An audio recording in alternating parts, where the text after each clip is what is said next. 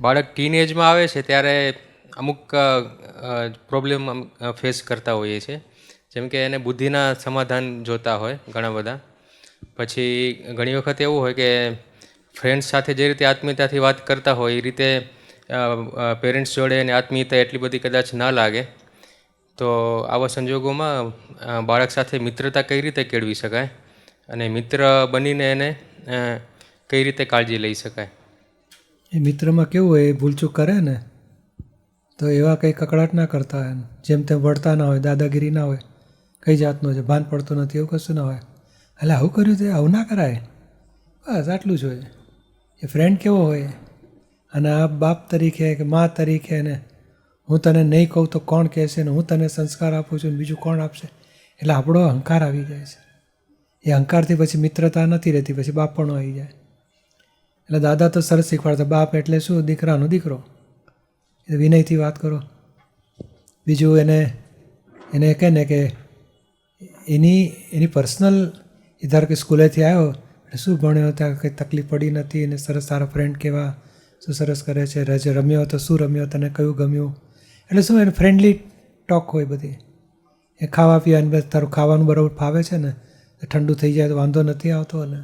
એટલે શું પછી તું સાંજે એ કહે ને કે 7:30 તમે જમતા હો ને એ આવ્યો જ ના હોય કંઈ ભણવા કે ક્લાસમાં, ને 7:45 આવે તો આપણે જમીન પરવારી ગયા, હવે તું આ જમવાનું રેડી છે, જમી લે ચાલો.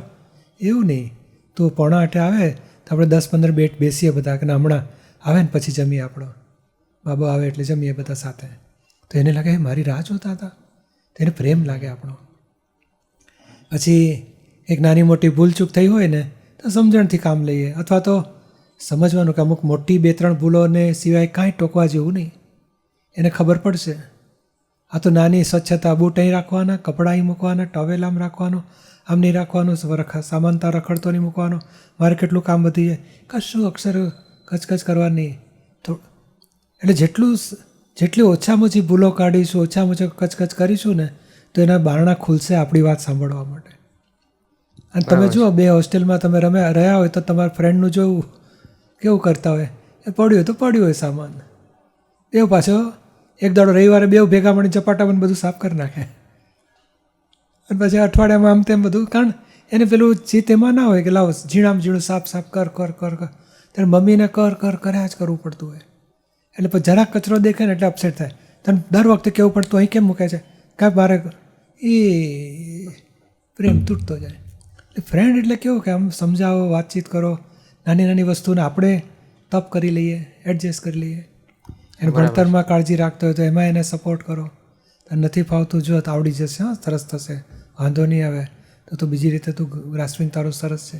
એટલે એને એન્કરેજમેન્ટ મળે, સારી વસ્તુમાં એન્કરેજમેન્ટ આપો. ભૂલચૂક થઈ હોય તો એને સમજાવીને સોલ્યુશન લાવો. કચકચ કરવી કે ભૂલો કાઢવી એ ના હોવું છે. અને બીજું કેવું થાય છે કે એની મધર અને એ છોકરા વચ્ચે ખેંચતાણ થાય કે કંઈક કમ્પ્લેન થાય એટલે પછી ફોન આવે કે ભાઈ આવું પ્રોબ્લેમ થાય છે, આનું શું કરવાનું છે.